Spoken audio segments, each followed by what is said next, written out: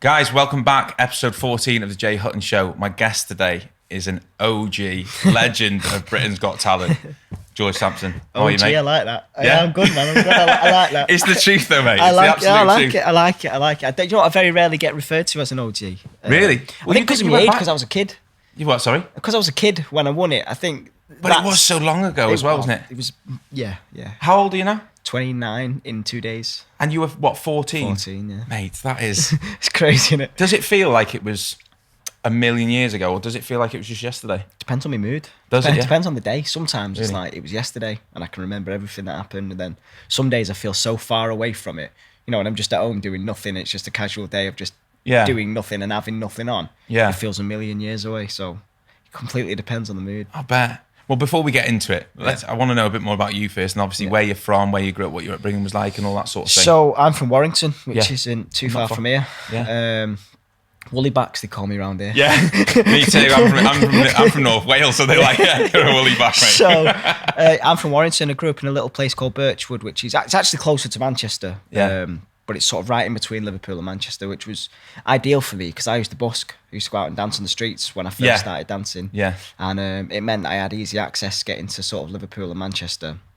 But I just sort of normal growing up, really. Grew up in a council estate, went to like a local high school. Yeah. Hated high school like most kids, but then ultimately as I get older, I realised it was probably the best place ever. Don't you realise that? Yeah, you do. It's so mad. I remember when I was growing up and Mum and Dad used to say, these are the best years of your life. You know, it's so easy. And you think, so easy. Like, you love the freedom to not have to be in school. And you don't realise, do you, mate? You want to be an adult, don't you, when you're a kid? And when you're an adult, you want to be a kid.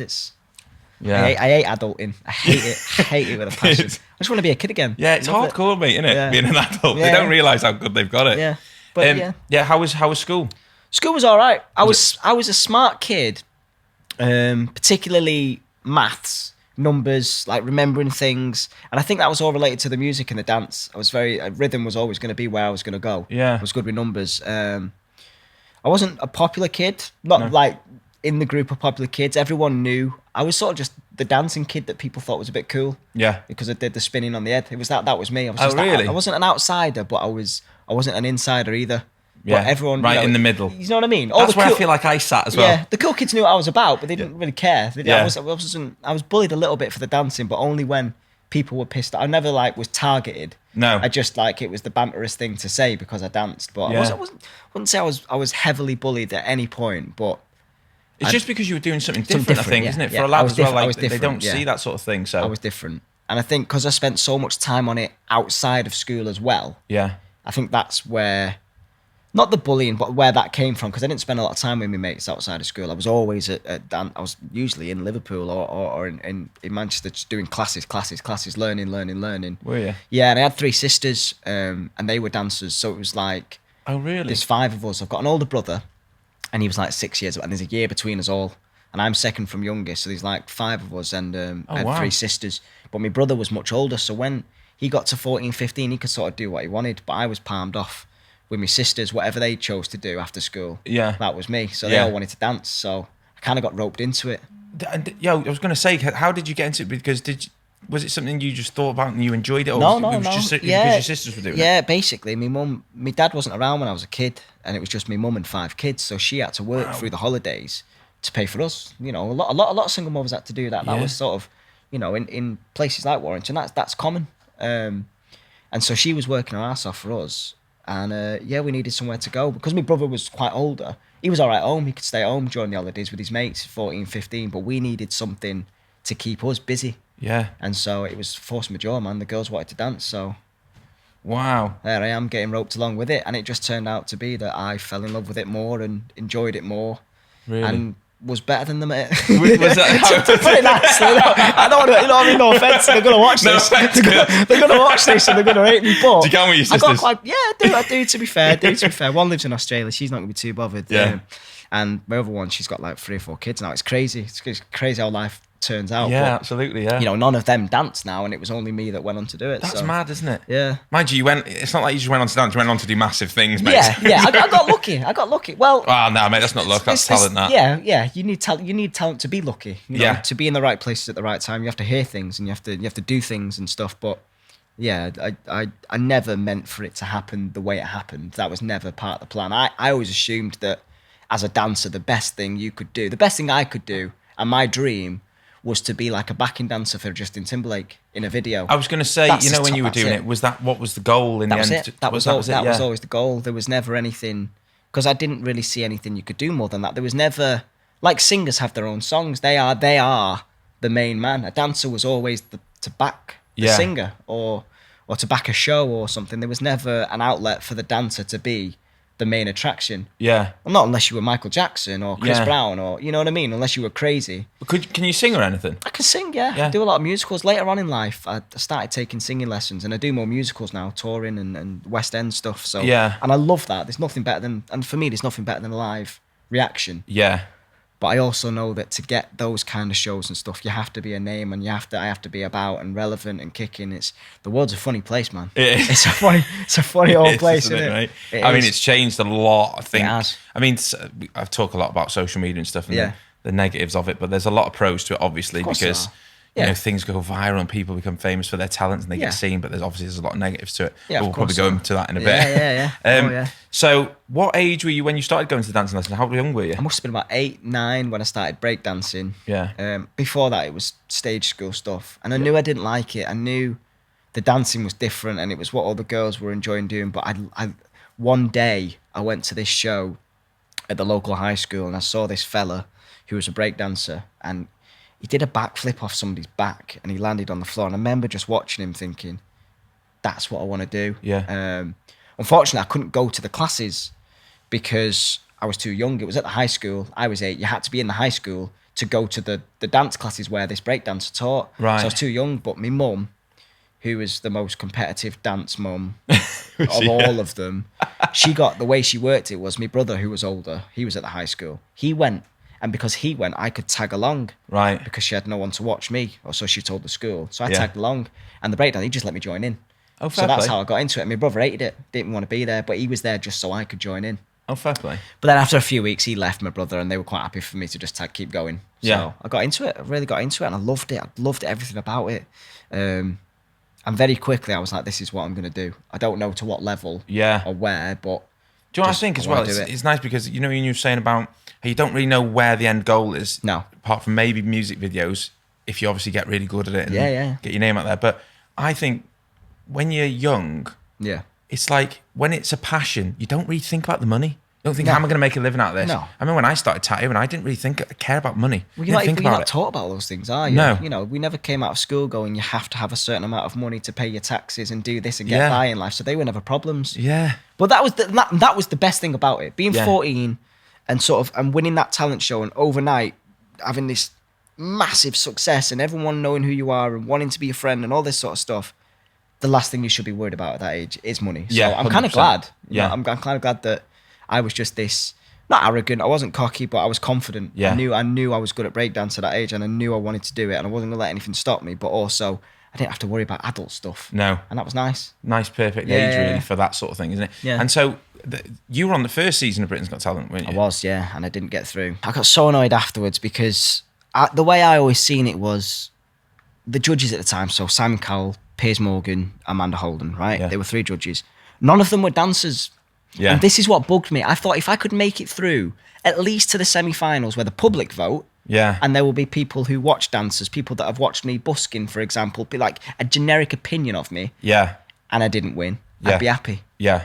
But I just had to make it to that bit because I was like, there's no way I'm being judged on my dancing by 3 judges that can't dance. Yeah. They're not break dancers anyway. I don't know. Listen, Amanda Holden might be a part-time break dancer. I don't know. But I certainly was in that sort of frame of mind where I was like, no, hang on a minute. You don't tell me I'm not good enough at this. I mean, I imagine it'd be similar with tattooing. If somebody who wasn't a tattooist was judging you, you'd be like, well, absolutely. What do you know? Like, totally, mate. I totally understand where you're coming from. Like, and it happens now. You get it all the time with social media now. You're constantly being judged. And that and it annoyed me. But I was in the frame of mind where I was like, no, I am going to come back. I will at least make it to the live shows. So it's in the and public then it's hands. A fair judge. And it's fair judgment, fair game. Yeah. And that's why I went back the following year after not making the semis. So I suppose, obviously, with Britain's Got Talent at that point was a new show. Yeah. I suppose you didn't know the ins and outs of what that show was going to be about, really. I had no idea I was turning up to the audition. No, I was busking in Manchester the Arndale Centre got like Market Street. Underneath there, I was busking, and this young lady come up to me and said, take my number, I'm a talent agent. And she must have been like 18, 19. I used to get this all the time. Yeah. People used to come up to me when I was busking. I used to get quite a large crowd and make lots of money. Lots of people would come up to me and say, I want a bit of that money, basically. And I want to do this, and I can do this. And at the time, I was just like, yeah, palm you off. You know, I'm not giving you my number. I'll take your number, blah, blah, blah. But this girl, I remember, she was very persistent. Really? She was like, you need to take my number, and I'll let you know if anything comes in. So just to sort of like palm her off. I was with my mum, I was busking, it was cold, I wanted to go home. I was like, yeah, I gave her my number. And I expected never to hear from her because that was sort of like the fashion. And then anyway, the next week she messaged me. This text came through. Cozy, her name is. And I've spoke to her since, but I've never seen her since. And I really would like to see her because I want to thank her one day. Yeah. She messaged me saying, there's an audition down the road. It's for a TV show. She said something like, remember to take the lino and your hat and your busking setup. She was like, take that. She was like, that's the act. She was like, not just the dancing. She was like, I think they'll like you. But I had no idea what it was. And she gave me a address, and it was at a hotel. Turned up, and that's when I got there. The Britain's Got Talent flags, and so by chance, and I was the last person to walk in. Manchester was the last place they auditioned. Yeah, the auditions had closed, but they managed to squeeze an extra 10 minutes at the end to see me.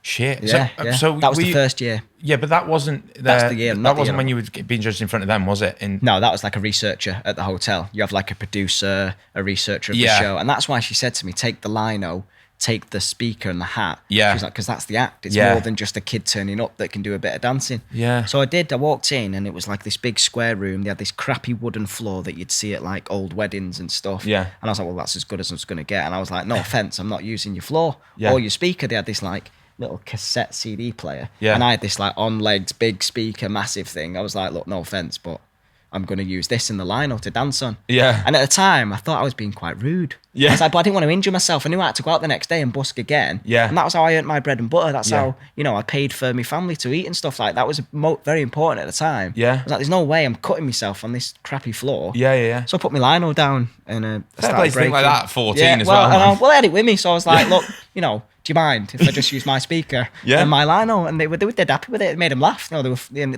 I think that was part of what got me through. Yeah.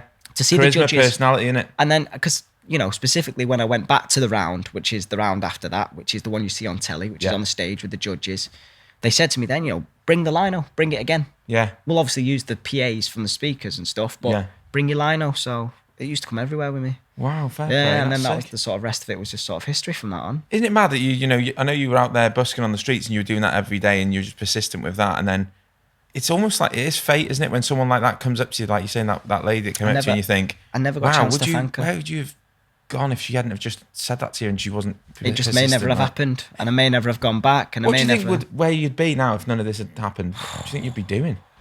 Oh, I dread to know. I dread to know. Do you know what? I love cars. Yeah. I love cars. I modify my car and stuff. I really am really into cars. Oh, yeah. So I think ideally, if I could choose, I would be into modifying cars. I'd work at a garage wrapping cars, maybe that kind of thing. Yeah, something creative, isn't it? Something creative. It'd be something creative. Yeah, and maybe that. I don't know. I was good at numbers, so you know, I think my mum's plan for me, if the dancing didn't work out, was to go into accountancy or like bookkeeping. But that'd have bored the crap out of me. I can't sit still for 5 minutes. No, mind them in. Yeah, so I don't think I could do that. So probably cars. Yeah, I'd like to think. Nice, mate. That's really good. And do you think?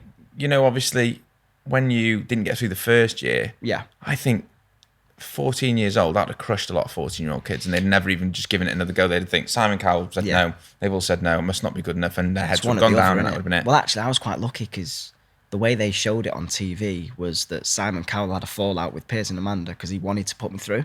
Right. And it was Amanda and Piers that ultimately decided I shouldn't go through to the semi-finals because they made this whole thing out afterwards that Simon was like, I told you so.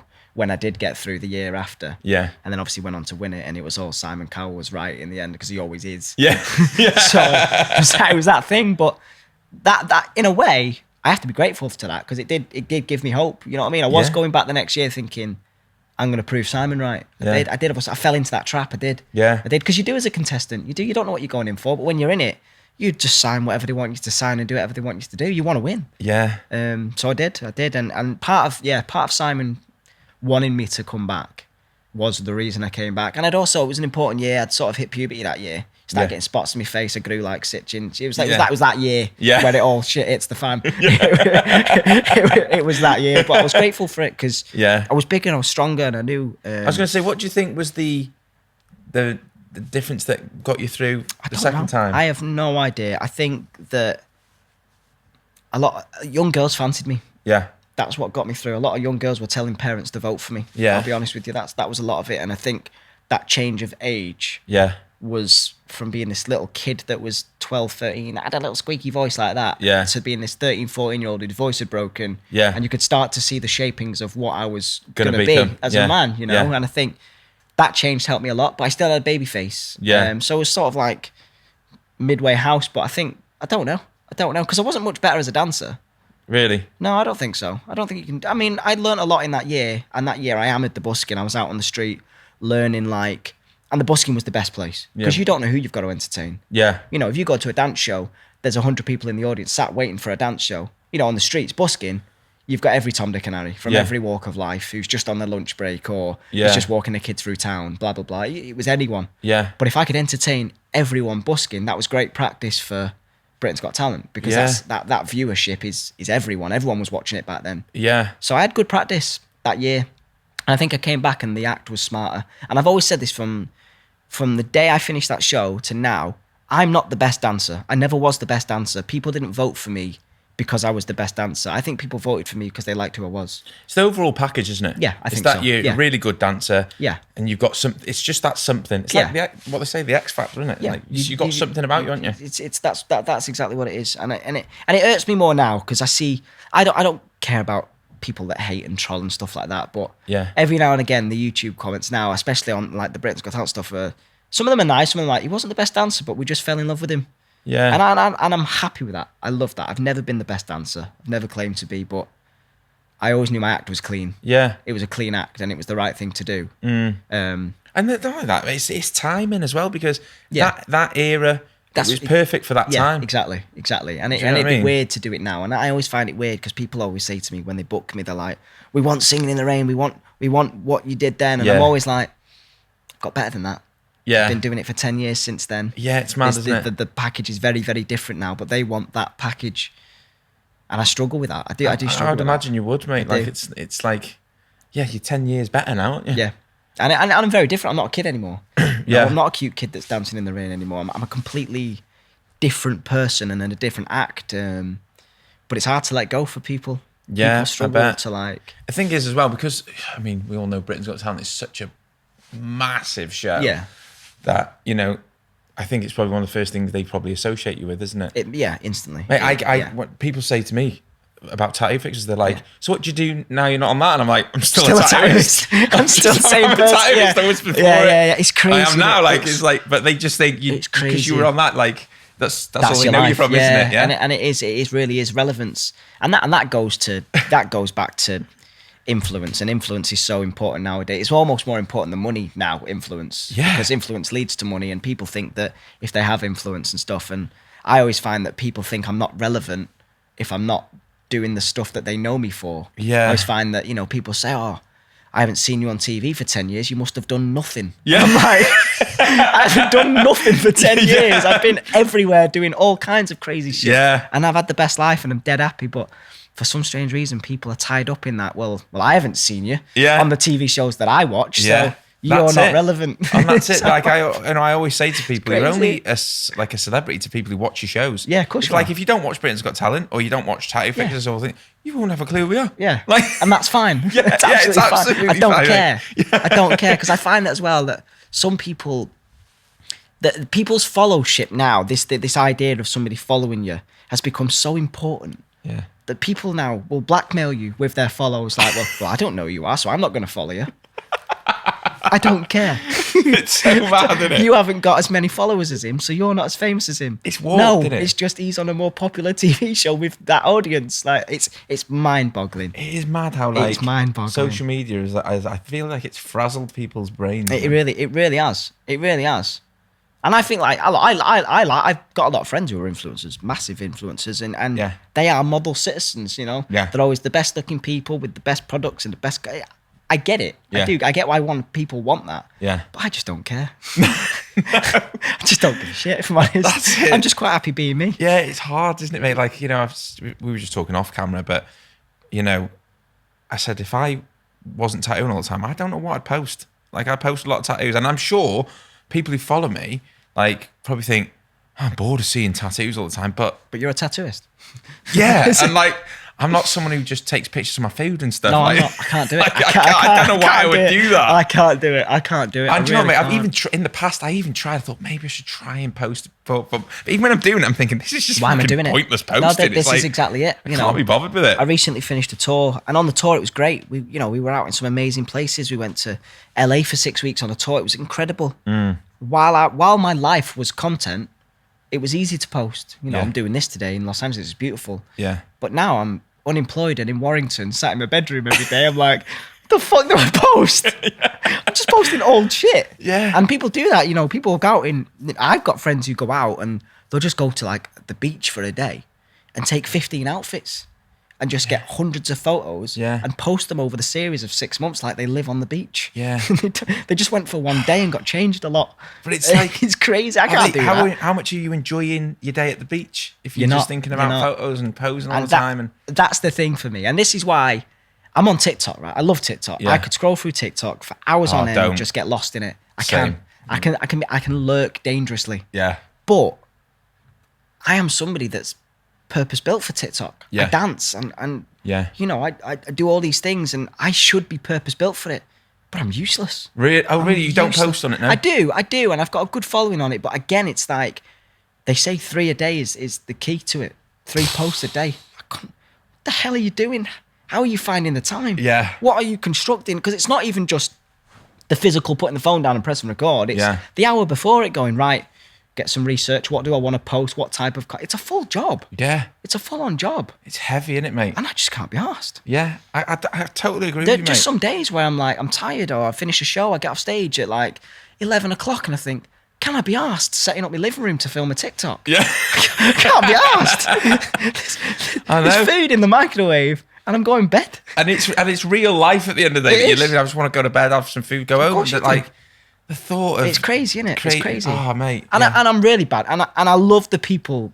And I'm really grateful because when I do post, and it is only like, it is scarce, but there are the same people that come back and like it and comment and follow and subscribe. And they're like, we love the content. And I'm like, I'm so sorry to those people. Yeah. Because I know I'm purpose built for it and I should be entertaining. I should be doing it more. Yeah. And it should be because it is part of the job. Yeah.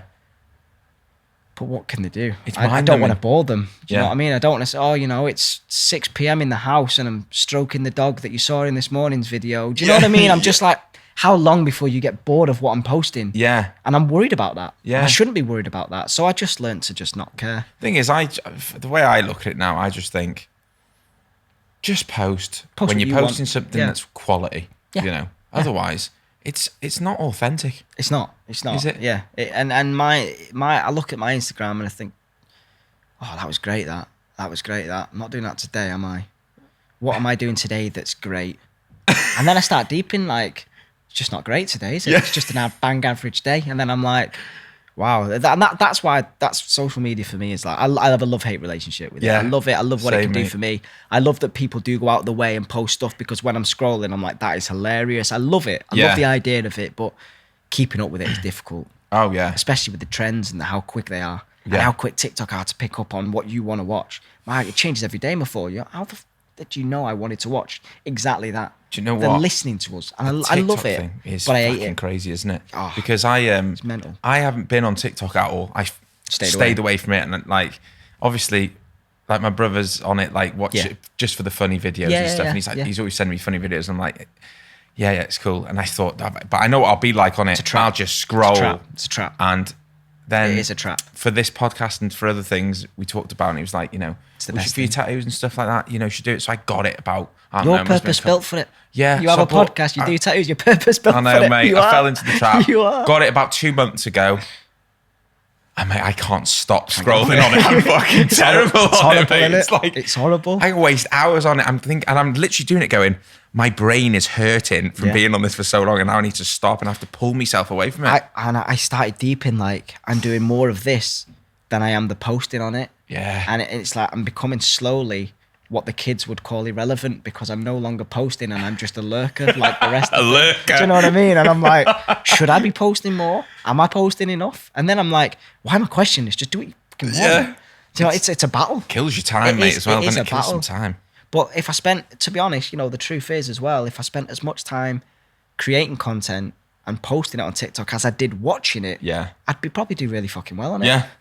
It's true, probably mate. make a living off it. It's absolutely true. It is hard, and I'm old school. I'm very old school, like you say. I am OG, and I still hang on to old principles and the old ways of doing stuff. Yeah. You want people to watch you. You go out and you entertain them. Yeah. I find it the old clickbait stuff and trying to get people to watch, and that stuff. I'm like, they're not getting to know me there. And that's why I enjoy podcasts, why I enjoy this. Yeah. Because this is the perfect medium.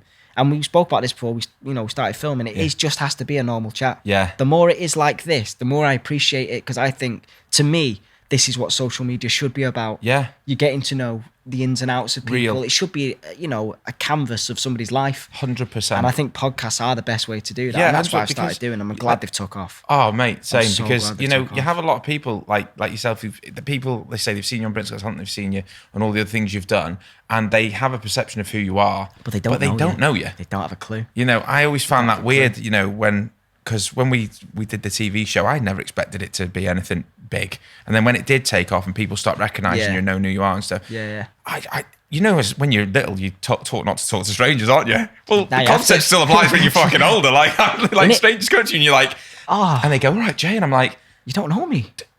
sorry, I don't know who you are. And they go, no, I just watched you on. I'm like, oh, right, okay. And I'm like, I don't know what to say to you. I had an incident on tour. I was in Glasgow on tour, and we'd finished the show. My girlfriend's in the show, Casmin, loved to bits, and she was in the show with me. And we'd come off, and this girl had come over. I think she'd had a drink or whatever. She ran over with me, just hugged me, and started kissing my face. She's like, oh my God, I used to fancy you so much when I was little. Kissed my face, and then was like, can I have a photo? Blah, blah. And I was looking at my missus, and she sat there like seething, like, looking at this girl, and I'm like, yeah, fair enough. Like, I've always just sort of been used to it. Yeah. But I'm like, this random girl's just come and grabbed me in the street and started putting her lips all over me. I was like, what are they doing?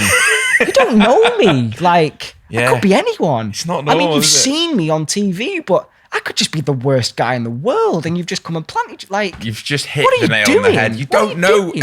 a person, do you? No, and my missus, obviously, she hates it more, but she understands it. She understands that it kind of comes with... You sort of have to, though, don't you? Yeah, you do. And to an extent, but there also has to come a limit where you...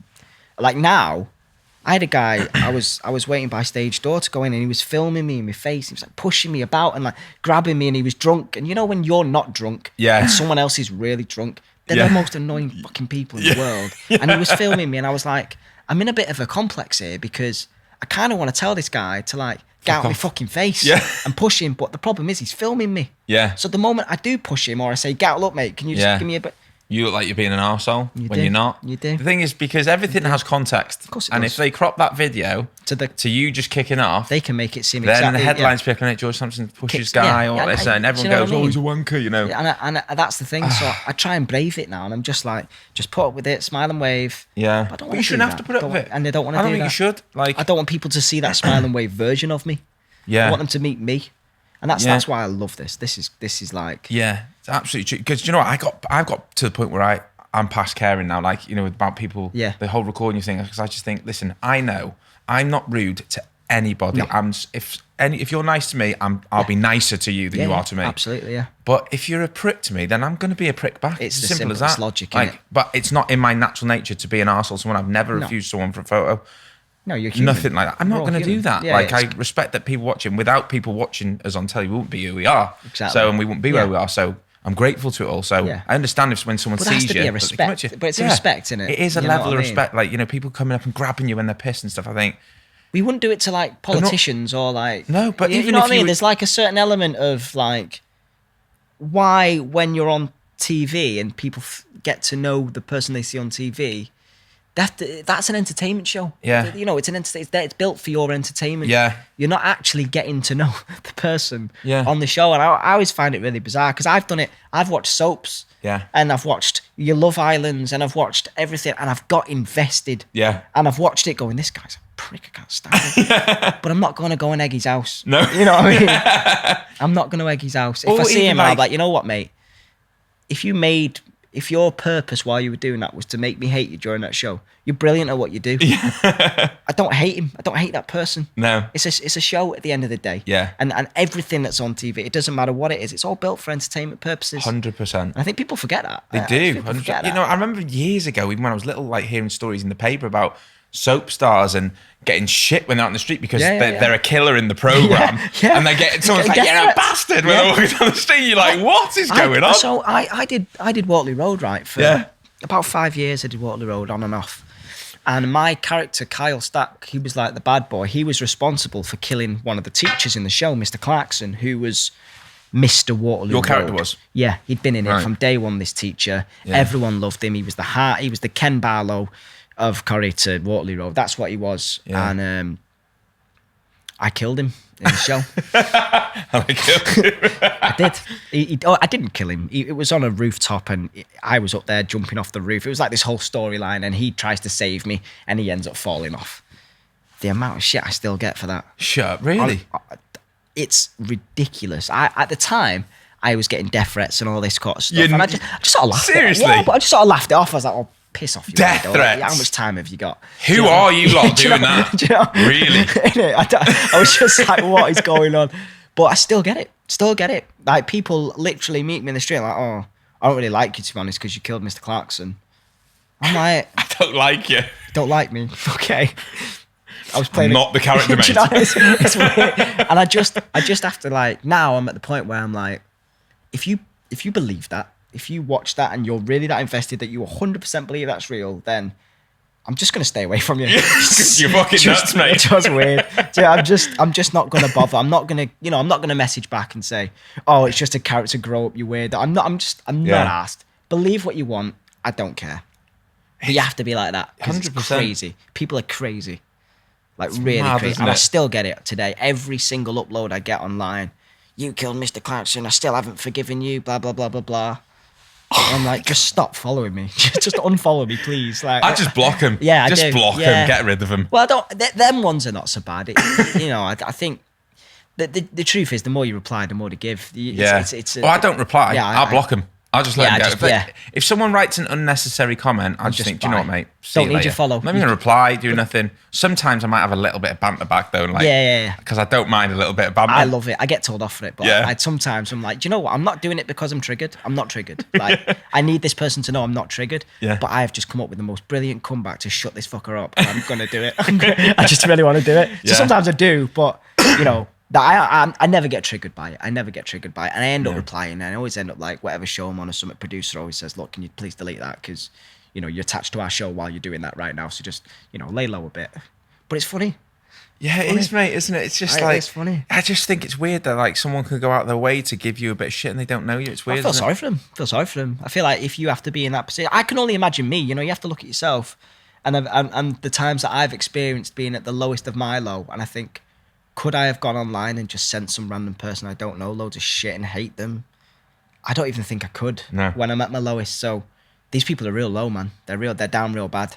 Yeah. And I just think if they're down that bad, just leave them. Just block, like you say, block them, leave them, let them sort them shits out. And it's not me problem. Whatever they're writing about, it's not my problem. No. It's fucking their problem. Yeah, they're the ones with the issues. So absolutely. I never take to it. I never have. I've never been bullied like that. And to be honest, I've never made a tit of myself for anyone to come at me with any sort of justified shit. Yeah. You know what I mean? I never drank. I never like did drugs or anything as a kid. I still don't drink. Yeah. You know, I've always looked after myself. I never see me stumbling out of clubs or fighting or anything like that. No. I just keep myself to myself. I do the job when I'm not working. I'm at home chilling. That's me. So, you know, when people do give you shit, I think, what justification have you got to come and give me shit when I'm just doing me? Yeah. I'm just living my life. I'm just doing my jobs. Yeah. Going home, worrying about my dogs, making sure my dog's fed. Yeah. And you're giving me shit for what? You don't even know me. Like, it's crazy, isn't it? And it's always the same shit. Like, you shit at dancing, this, that, and I'm like, bro, what are you on about? Like, you work in a plumbing I'm shop. so or shit at something, dancing. like, I won the biggest do you know- talent show do you in know the what I country, mean? mate. And I'm like, and this is coming from someone who's clearly never left his computer desk. And I'm like, shut up, man. I don't know what you're talking about. Do you know what? It's funny when you're younger and kids say stuff to you in school Yeah. and you go and your mum and dad say things like, they're just jealous of you, and you think, Of course. what do you mean?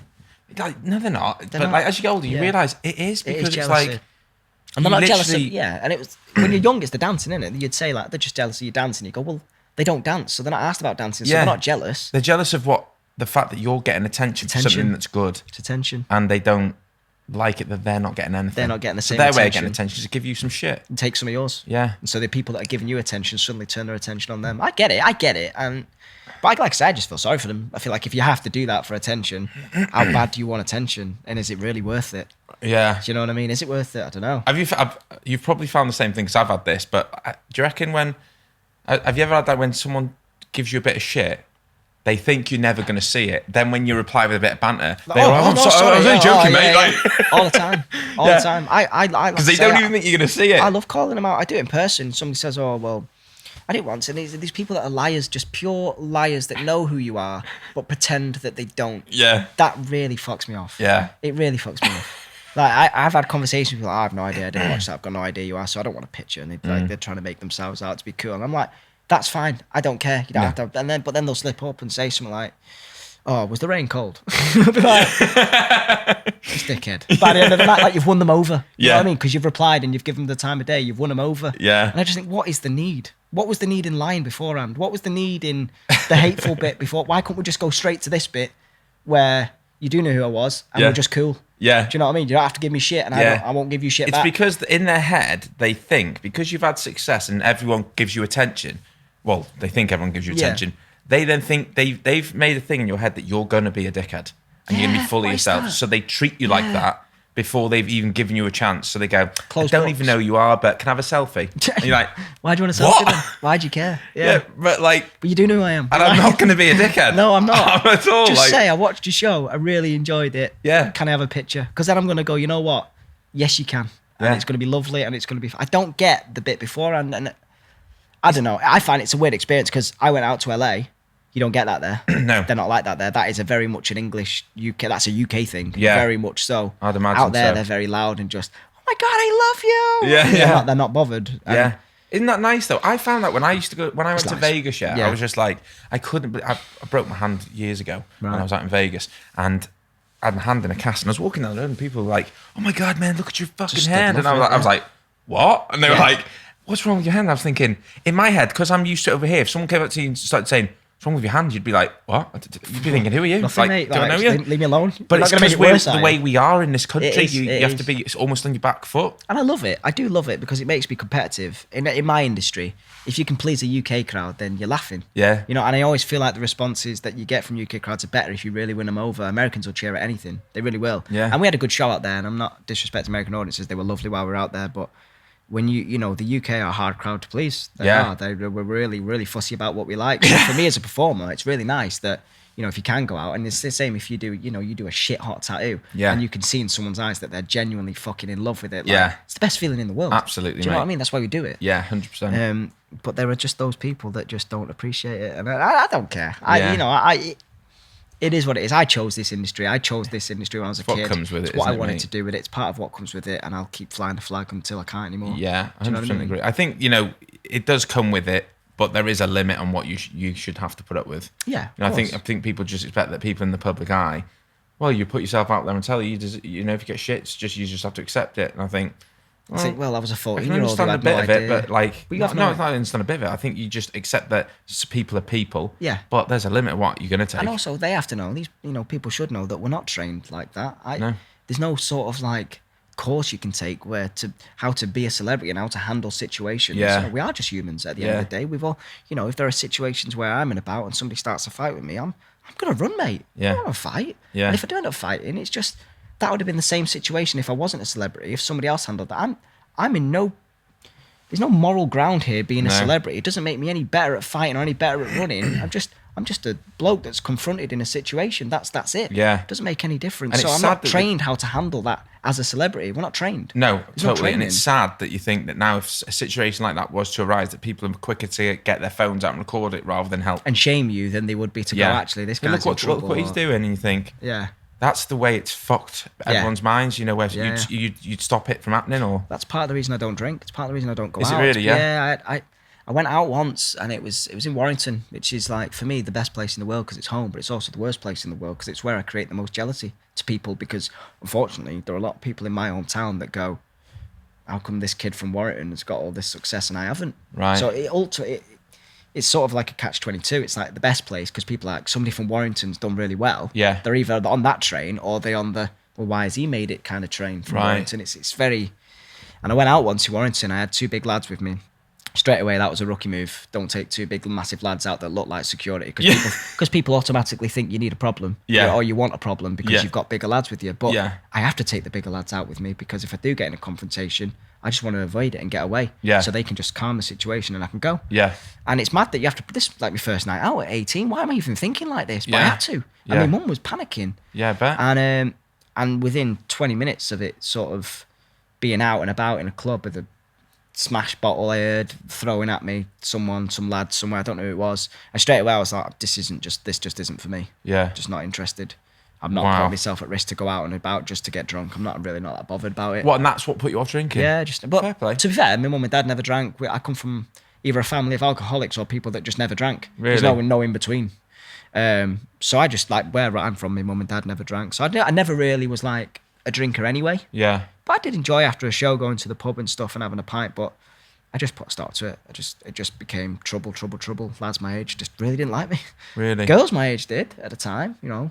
But lads my age was a massive amount of jealousy. Was it really? Yeah. So it's just trouble. To be honest, that night, I will go ahead and say that it turned out to be a really good night because me and the 2 lads ended up just going to the casino in Manchester and winning about £1,000. Oh, really? Staying in a nice hotel. We had a class night. It was great. Oh, sick. Ordered a fat scran and went bed. It was class. Nice. But the start of the night was shit. And just afterwards, I was like, you know what? I had more fun just with my 2 mates having a scran and winning money in the casino. Just it being like a small circle. Yeah. Because also when I'm out and about, the dancing, people want me to dance. I bet drunk people, come on, give us a dance. God. I bet they're like, aren't they? I can't tell you the countless amount of times I've been out where somebody drunk enough, stupid, brave enough, whatever you want to call it, wants to dance off. The fuck is that about? What is that about? I don't know what.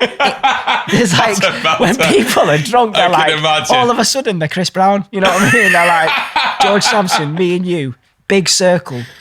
Dance battle, and I'm like, what the fuck are you? I'm like, you don't dance. And I always sort of give them the benefit of the doubt, and I never do it because I think more people would look at it and go, what is this dickhead doing trying to make this poor guy that can't dance look like shit? Because that's what will happen when I kick his ass, ultimately. But for some reason, I'm always with someone, I'll just stand at the bar and I'll say, no, look, I've come for a quiet night. I'm just having a drink with me mate and then we're going to bounce. Honestly, mate, I was like, but you go dance, do your thing, innit? Like, that's cool. And they always go, oh, yeah, you're scared. Like, it's always a competition. I'm like, yeah, I'm scared. Like, all right, I'm scared. To be honest, I am petrified. So I'm not going to do it. Yeah. But then they go and dance. They'll create a little circle and I see them. Looking over. Got a drink in my hand and I'm thinking, the fucking dog shit. And I'm looking at my mate going, I could make this guy look silly. This guy's tried to make me look silly. And I'm going to go and make him look silly. So I just go in. Do you do it? Flipping. Have you done it? Kick the shit out of him. That is fucking funny. And then just leave. And every time I say to myself, why the fuck did I do that? But I can't help it.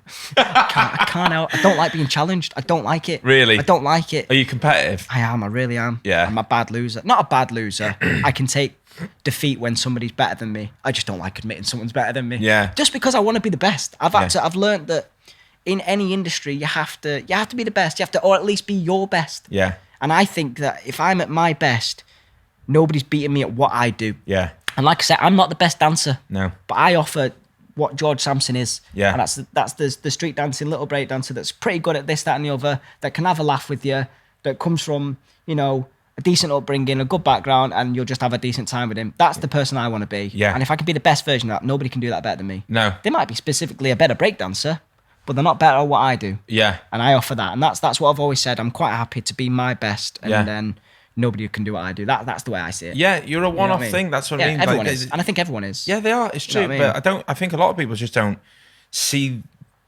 believe in themselves. No, I think that's where it comes from, and I think people mistake confidence in yourself and self-belief as arrogance and cockiness. And it's weird. And I think we live in a day and fine age. Line. We live in a day and age as well where talent is so open. Anybody can be talented. You look at people on TV, and I always feel sorry for people that get a hard time on reality TV shows and people that say, "Oh, these people aren't talented," blah blah. But they got you watching. Yeah, they got you fucking watching, mate. People, Love Island stars get a lot of shit because they're not talented people, blah blah. But they are. Yeah. Because they keep you watching. Well, they pick them for some reason, don't they? Something about them again is why their personality is a character. Yeah. And being that character, as popular as that, has to involve some sort of talent. Whether it's it's not an old school talent like dance or sing or what sort of, it's not traditional. But what it does mean is that anybody can grow up being famous now. Anybody. Yeah. You don't necessarily need like a trade or a talent, because that's what it used to be in the day. You need a trade. Now, then it went through a phase of you need a talent. You don't now. No. As long as you're entertaining, you can make it. And so I think people should be more confident. I think people should go up going, I can do anything I want in life, because anybody can make it these days. Do you think the problem is, though, I think what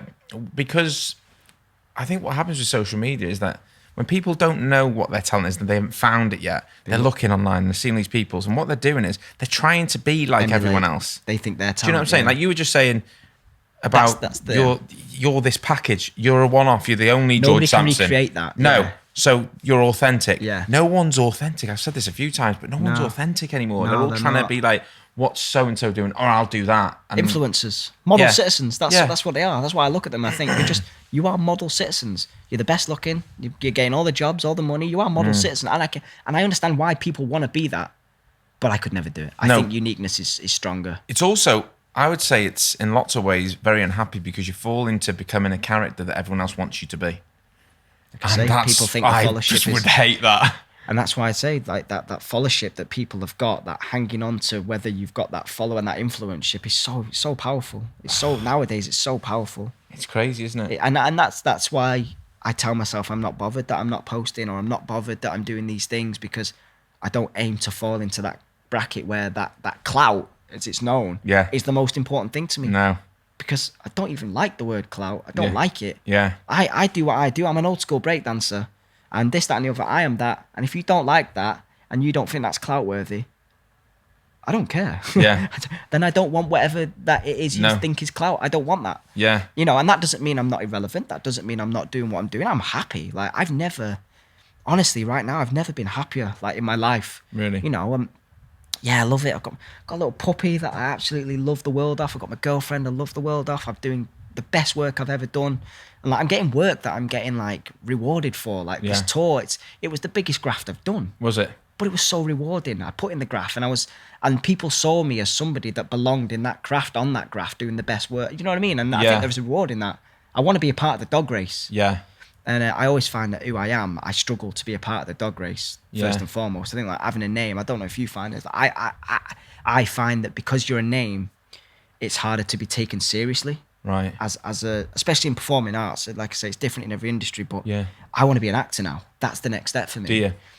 And I haven't got the qualifications of all the actors in the world that went to But you've done acting, haven't you? You've been in Wally Road and Emmerdale. And I'm good at it. Yeah. I know I'm good. I know I fit like niche parts. Yeah. But like I say, I'm good at them. They're what I offer. They're what I'm good at. And I always find that people just go, well, it's the dancing kid, innit? That danced in the rain. So we're not going to see him for that part. We're not going to see him for this because we don't see him as an actor, blah, blah, blah, blah, blah. And even though I've got, the credits to back it up, I still get people that are like, well, yeah, but you're the famous guy. So I don't really think you're a serious actor.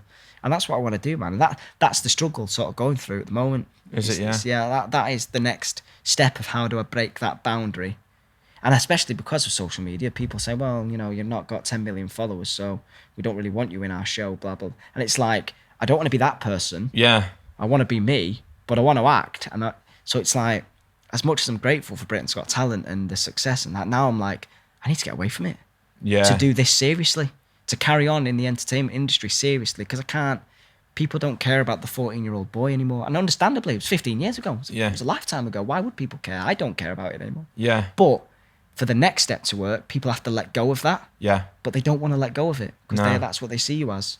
Do you know what I mean? It's like, what do you do? What do you do? It's hard, isn't it?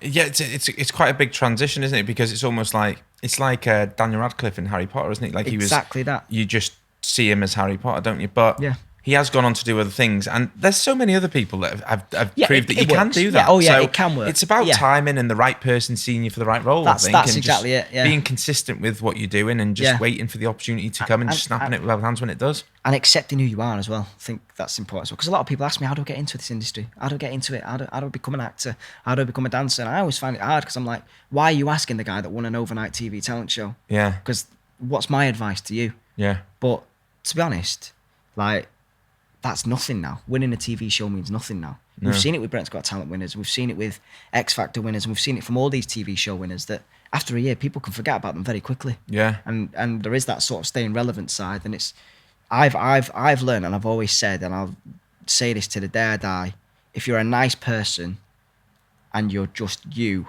there's nothing can stop you. No. I don't avoid all the fakery, avoid going to auditions, and anyone who says, you know, it's about who you know and all that sort of stuff does help. Yeah. But I think if you're just a nice person and people like to work with you, they'll want to work with you. Yeah, 100%. It goes a long, long way. Absolutely does. Like a really long way. And that's my ethos, really. Be nice to people. Yeah. And people will want to work with you, and you'll keep working in the industry you love doing. It's word of mouth, isn't it? Like, especially when, like, you'll have worked with people and, you know, you don't even know what the future holds in terms of, like, a new TV show idea could come up and someone go, do you know who'd be good for that? Exactly. George would be good for that. Look at Peter Andre.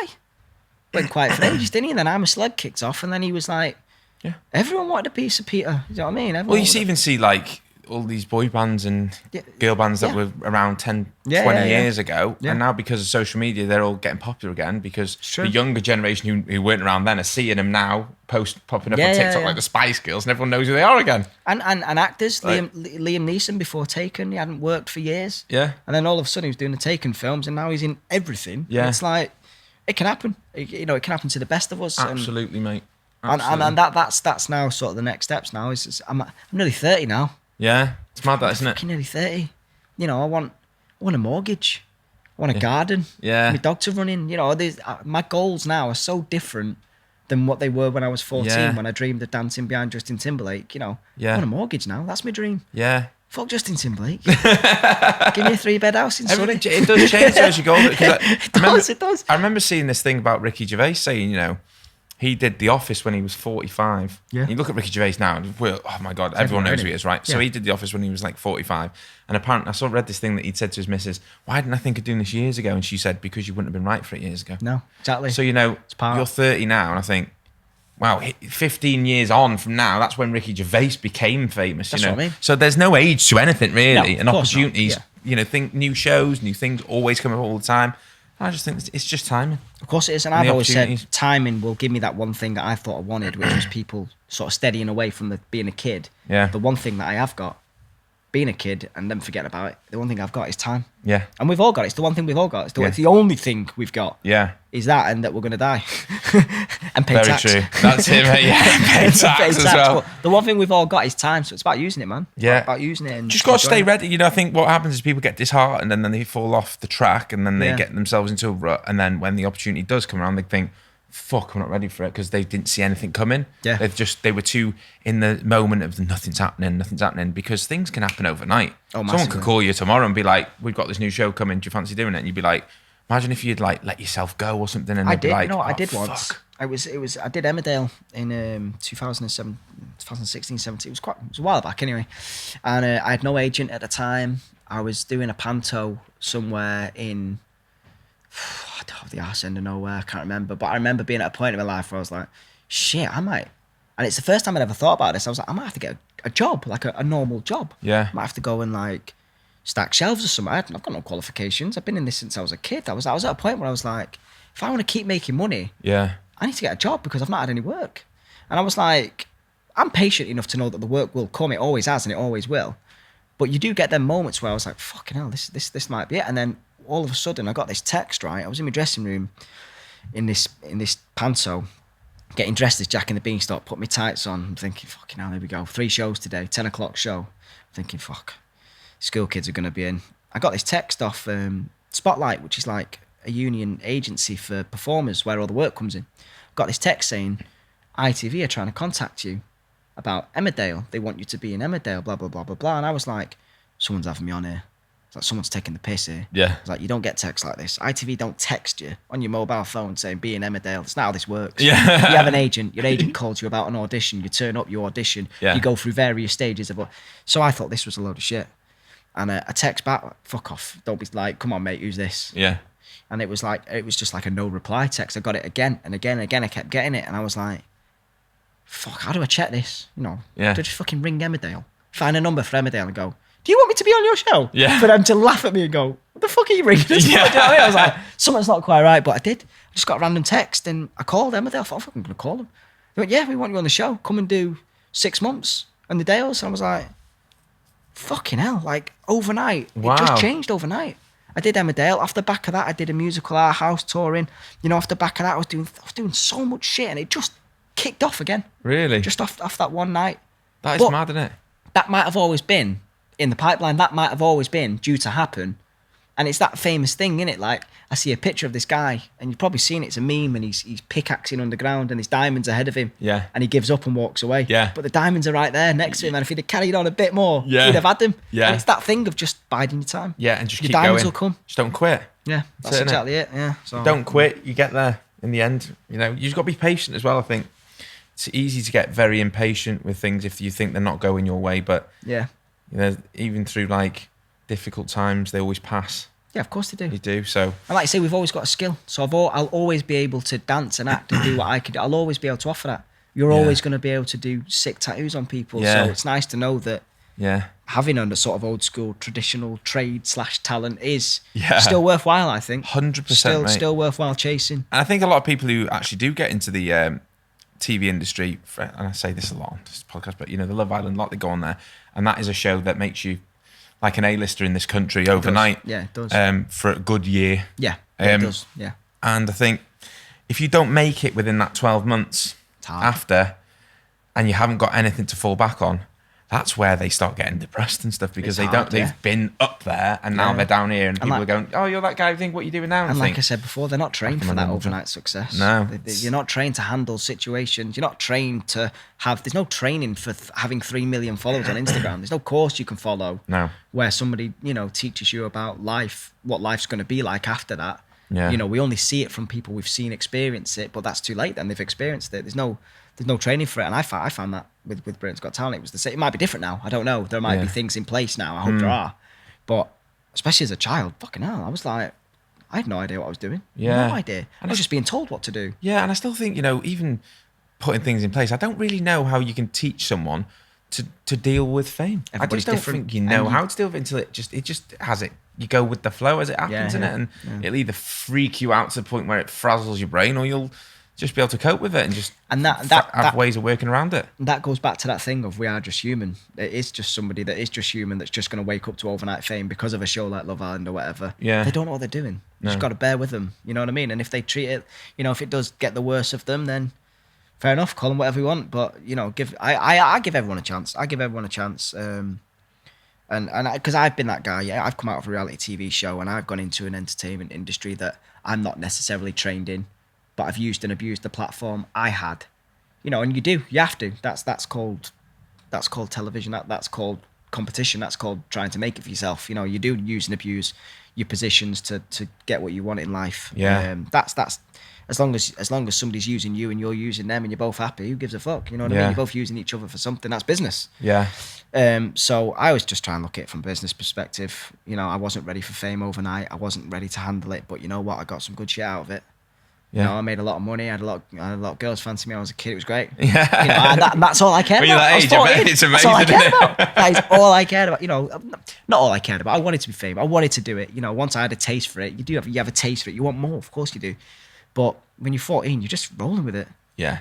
Because part of the fun of it for me, you know, part of doing all the crazy shows and crazy parties and this, that, and the other, part of the fun of it was coming home and telling my friends and telling my family who never experienced anything like that. Yeah. I had more joy in coming home and going, let me tell you about my wild fucking night. Yeah. With Paris Hilton or whatever. You know, whatever. Let me come and tell you about it. and seeing them like going, oh, that's sick, then doing all that was more fun for me than actually doing the night. Yeah, it's mad, isn't it? And I guess that's sort of where you come from and who you tell and all that kind of stuff. But I love that. Yeah. Love coming home and just sitting my mates down and just getting them involved and like that kind of side of it. Really? And do you feel a bit, obviously, because you've done it for so long now and you've been around a lot of people in the public eye and stuff, do you ever find that you're still starstruck, or you just past still being... No, massively. You still get starstruck, do you? I do. I remember, it's funny, the year I won the show, I did the Royal Variety. That's part of the Britain's Got Talent package prize. And I did the Royal Variety that year. And I remember sitting watching the rehearsals and just being starstruck by everyone that came on. Rhianna was performing, Nicole Scherzinger singing the Pussycat Dolls, but there was just so many people there that was like, you know when you hear worldwide. About massive artists. And I remember just being sat there, and the person that got me the most was Peter Kay. I love Peter Kay. Yeah, he's Peter like Kay's a my national favourite, treasure though, isn't he? My favourite comedian of all time, bar none. And then, we start talking about Lee Evans and other people. But for me, Peter Kay was the funniest man in the world. And they say, never meet your idols and this sort of stuff. And I remember being backstage and I met Rhianna. I actually had a problem with Rhianna. We had a bit of a fight. We had a bit of a, not like a fisticuff fight, but we had a bit of an argument backstage. Why? So it was at the Palladium Theatre and it's the Royal Variety. I was performing. I had about 35 dancers, right? And you have to go down these stairs to the wings and then the stage is on the right. So I'm waiting on these wings ready to go on. And my dancers are all like on these stairs. And Rihanna stood behind them because she's on after me. And it's a very tight ship. Yeah. You perform, you bow to the Queen, you go off, the next act walks on. So Rihanna's ready. They have everyone ready. And she stood behind me and she's got this like glitzy microphone, this massive dress, and she looked amazing. And she grabbed me and another dancer and was like, you need to carry my dress down the stairs for me. And I was like, I can't. They've literally called my name. I'm walking on. So she goes, fine, lets me go, drags two of my dancers and we're like, used to are staying here. You're not going on stage. You're carrying my dress down the stage. So they and it's Rhianna. They're not going to say no. They've got to carry this dress. I get it. I couldn't. So they carry this dress down. I walk on. I turn around to look at this guy who's supposed to be stood there with his chest, and I flip off his chest. He's not stood there. He's helping Rhianna take her dress down, and I'm like, and you're performing? Yeah, I was like, what do I do? We're on stage. The number's going, and he's off stage helping Rhianna with his dress. And I was like, oh my God. I was like, she knew I was on. She knew he was one of my dancers. Do you know what I mean? I was like, so why don't you just ask somebody from the production to carry your dress? Or, well, I just had two less dancers. I just had to milk this flip I just changed the flip in the end and just. What, just on the spot? Yeah.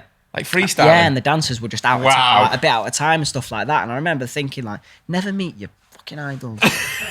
Never meet your idols. I just think she was annoyed because Singing in the Rain took Umbrella off the number one spot when I won. Did actually? Yeah, it did. Oh my God. What a way to end that story as well. Anna knocked her number one. I knocked her off. Technically I didn't. I got nothing for it. I got Mint Royale, who did the song Singing in the Rain, that went to number one. And it took Umbrella off the number one. I think she knew it, and I think she was pissed at me. You didn't get anything for that? No. Oh, mate. I got a thank you on MySpace. Oh, lovely. Mint Royale, who did the track, they said like, oh, we got number one this week. And they actually tried to make out that the song had its own gravity and it should have gone to number one without me. They were very hippie about it, actually. It was really fucking annoying because I was like, you cheeky bastards, you cheeky. But I had to be grateful. The song did more for me, regardless of whatever. Yes, it got a number one for them. It did more for me than it did for them because that song set me up for life. Singing in the Rain, ultimately, that number was the catalyst to everything that came after it. Yeah. And I generally think, and I said this from the moment I auditioned, the final, I was meant to do a different number. I did Singing in the Rain twice. Did it in the semis and I did it again in the final. And I wasn't meant to do it in the final. They had another number for me. They had like Travelators in the Floor and it was a Justin Timberlake song. Somebody actually did it. A kid called Aidan Davis did it the year after. Yeah. He did the Justin number with the Travelators and he never won. He got to the finals and I'm so glad I didn't do it. And I remember being sat in Simon Cowell's dressing room and crying and he was like, look, the Justin Timberlake number's quite good. Because they'd seen it. They knew what we were doing. It's not rigged. The show's not rigged, but we had to go to Simon in the end and just say, look, what can we do here? Yeah. This number, this Justin Timberlake number, I'm going to be honest with you, it's dog shit. It's nowhere near as good as Singing in the Rain was. And the reason why was because from the round where you're on TV on the stage with all the audience and stuff to the live shows, there's about 8 months gap. Yeah. So I knew I was going through to the semis, but the semis weren't for 8 months. So I had 8 months to prepare Singing in the Rain. I knew it was going to be the perfect number for me. Yeah. I had 8 months to practice it. But my final on the Friday night to then having the semi-final, on the Friday, and then having the final on Saturday night, you've got one day. So there you go. We've got these Travelators and a Justin Timberlake song, but you only have an hour on stage to use it because you've got no time to rehearse. I was like, how the fuck am I going to create a number better than Singing in the Rain overnight? I hadn't prepared for if I'd got through to the final, because why would I? It's a live show. You don't. Yeah. So I go into his dressing room like, look, Simon, I'm not doing it. Yeah. I'm not going out there and embarrassing myself. I was like, because it's not as good as Singing in the Rain. He was like, well, fuck it, let's just get Singing in the Rain out and just do that again. I was like, yeah, that could work. Yeah. If we go on then. So we just did it again. And it was all, that was Simon Cowell's idea. I hold no power to that decision of it being used again in the final. That was all Simon's idea, and it was the best idea, and it worked. That's mad, isn't it? Yeah, and he is so involved in the show. Like, I think people don't realise that he doesn't just, turn up and go, oh yeah, you were great. You were great because you're a kid and I'm soft now and all kids are great now. It isn't just that. He is massively involved in the show. And the acts, he was really good to me afterwards. He was a big fan of mine, and it's sort of, you get signed to the label and you have this crazy lifestyle. And he does look after you. Yeah. He does. Like I say, I can only speak from my experiences. Some people hate Britain's Got Talent. Some people love it, but I had a good time on it. Yeah. And I think the show was different back then. And I'm glad I did it when I did it. Yeah. Rather than do it on today's version. Well, it goes back to what we were saying, like how everything's changed now. And yeah, I'm sure it is very different to what it used to be like. It's an entertainment show. It's an entertainment show. They will do, the producers of that show will do whatever they need to do to entertain people. That is all there is to it. And I see all these things on TikTok about the show being fake and stuff. And like I said, I can only speak from my experience of the show. I never had an experience of the show being rigged or fake, but you hear stories about people that enter the show and they go through to the semi-finals and they're told they're going to be in the semi-finals before they even enter the show. Yeah. Because there's a gold buzzer. Yeah. And I hate the gold buzzer. I'm so glad I was part of Britain's Got Talent before that. Before the buzzer. Yeah. Before you knew you were making it to the semis. Before there was an option of going, we can put this person through on our own. We don't need the audience to like them. We can just go bang you through to they could anyway because it was the judge's decision, but the show can now decide, and that's just entertainment. They will put whoever through they feel will get people watching on a Saturday night, and that's the reality of most shows. But when I did it, it was raw. Yeah. People auditioned. People wanted to win Britain's Got Talent. People from Britain wanted to be a part of it. There was queues for thousands and thousands of people all the way through Manchester when I auditioned, and you don't really see that now. It's hard to get people to audition for it because most people have done it. It's been around for so long. Really? That's 15 years of it, and you think once you've been told no, you're not good enough for it, that can have a damning effect on your career. If I imagine now, if I didn't win it, and I watched it this year, and there was an act, I felt really sorry for them. He had robots. He had big fucking robots on the stage, right? And as an act, when you watch it on the show, you go, what the fuck is this? Dog shit. But I know that person, and I know he's got loads of robots, and he's got a massive act that he does based on like films that we've all watched about robots. Yeah. And it's a class act. But he never got to do that on the Britain's Got Talent stage. So he's come away from that, people thinking he's shit. So he's not going to get taken seriously now. Yeah. And he used to do like the Butlin circuits and things like that. He's not going to get them now because people think he's dog shit because the judges ridiculed him because he couldn't do what he did on that Britain's Got Talent stage. So I feel sorry for him.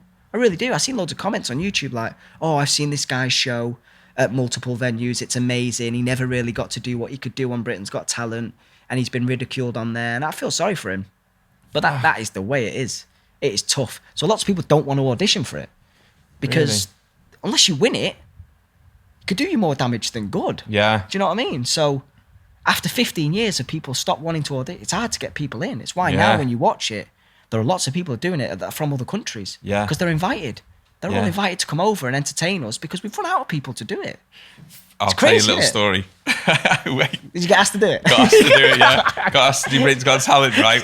Years and years ago when I was 17. Yeah. So this is a bit, I'll try and shorten the story down. So me and my best mate, right, when we were 17, used to make little funny videos. Like a bit like TikTok is now, but we used to do it when we were like 17. So we're talking like fucking 15 years ago. Yeah. And we did this song. There was this funny song out at the time by this country singer called Rodney Carrington.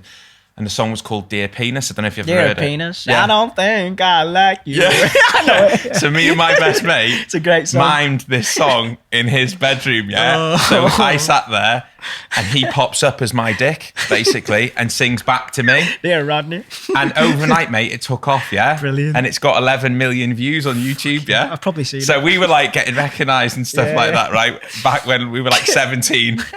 Next minute, he gets a thing on his thing about Britain's Got Talent want you to come down, and we were like, at the time, we got sent the contract through and everything, yeah, to go on it, and we were like, and we read it, and we were just like, for reasons on the contract, we were like, I'm not doing that. Yeah. But we were literally like, what are we gonna do? Dear We're gonna Penis? go to sing in front of a crowd, Dear Penis, when there could be a load of kids there and shit. Like, what we haven't really got a funny. talent. We're just miming a song. But how funny would that be? We were It would have been literally, so mate, came to funny. the day of the audition, we were like, nah, let's not do it. Let's just not do it. And we just bottled it, basically. But yeah, that was... But you don't know what the about 15 repercussions years. of that would have been, or you No. don't know what would have happened. And so there's a No. lot of like unknown about entering Yeah. TV talent shows. That's so funny that you know that song. That's so funny. songs like that were my growing up on YouTube, watching shit like that, and Yeah. MC Devo and Salad Fingers and all this sort of shit. That was like growing up when we were younger. You know what I mean? You know, we're not. I'm not young. I'm nearly 30, so that was just the generational thing to do. YouTube when it first kicked off, It was just the massive, most wasn't ridiculous videos. Absolutely massive And things you should take off, didn't they? I still watch them. I still watch all the old videos. I They're love the YouTube classics. and that, yeah. I love it. I love like getting into like, and we are all guilty of it. You start going down YouTube and you fall down a black hole of watching apps. Before you know it, it's 4 a.m. and you're watching like why this tarantula is stronger than this scorpion, and you're watching them fight on YouTube, and you're like, what the fuck am I doing? Yeah. But it's class. Yeah, it is. That's what we had to do. Yeah, and it's when fun. we were You know, younger. I don't know this thing about an algorithm and stuff like this that everyone goes on about now, about posting at certain times and all that shit. But I don't remember there being an algorithm. There wasn't. Like, it's something that who's brought Cookies, the algorithm? it's cookies in it. I don't know. They're listening to what? Because I honestly, they're onto us. They're watching us. They're watching us. I've had conversations with my girlfriend about watching Ed Sheeran in concert or whatever it is, and then 2 minutes later I go through Facebook and it's like, On your do phone. you want tickets for Ed Sheeran? Yeah. And I'm like, they're listening. Yeah. And they create the algorithm obviously through the shit that we're watching. But it's they've mental, all got isn't our it? data. Everyone's onto us. It's and- mental though, because if you think about a lot of people want to gain followers for business, business reasons. They can make loads of money if they've got loads of followers. Yeah. But if the algorithm limits who can see, You can't use your its posts, potential, can well, you? you're not getting the full potential of having. I however preferred many it when followers it you've was got. just in chronological order. Instagram, when you used to go through your For You page and it was, this was 3 minutes ago, that one was 4 minutes ago, and it's just a chronological order of what everyone's posting, and Yeah. you can see what everyone's posting. Because now I hate, why is Instagram deciding whose posts I want to see? Yeah. If I follow 500 people, that's 500 people that I'm genuinely interested in. Yeah. And I want to see what they're up to. Yeah. So why are you showing me 10 people? Yeah. And it's the 10 people I see every Consistently. fucking day. I'm not bothered. Yeah. It's me mate, Dave. Yeah. I know I've just come off the phone to him. I know Yeah. what he's eating. I don't need to see his dinner. Yeah. Do you know what I mean? I'm like, Mate. show me everything, man. We're trapped in this world of fucking. We are. And you have to, Oh. you know what I mean? If you don't laugh at it, you get caught up in the realness of it. And that's even scarier. I found that I've spent nights going into loopholes going, why are they watching us? You know, covering my camera with tape and stuff. And I'm like, Yeah. I'm watching series like Jason Bourne. I'm like, bloody hell, they could do anything to us, couldn't they? Yeah. But I'm like, just stop, George. Just get on. Have a game of Fortnite and shut up. You'll have a breakdown if you start thinking do you know too what I mean? deep about You it. get into it, you Yeah. do, and I'm guilty for it. It's my dad's fault. He's a prick, honestly. It's his fault. He's massively into like aliens and conspiracies and stuff like that. And I Yeah. listen to him, and he gets in my head, man. He gets in my head, lives in my head.